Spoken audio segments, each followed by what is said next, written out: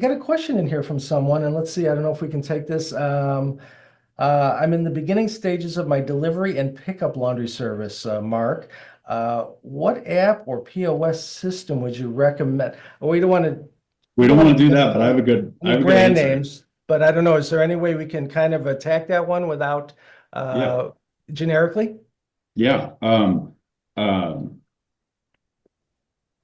My advice would be to get demos on all of them, learn about all of them, get as involved as you can with all of them.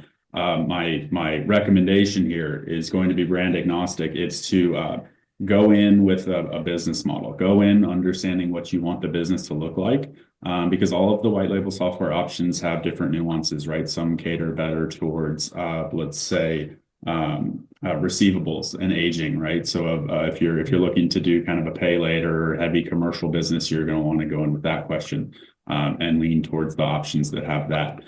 Some of them are very residential in nature, where they'll have an app, they'll have great notifications along the way. They'll kind of act as a de facto CRM for a residential customer. If you want to get into the residential business, you're going to want to know, which ones skew better residential.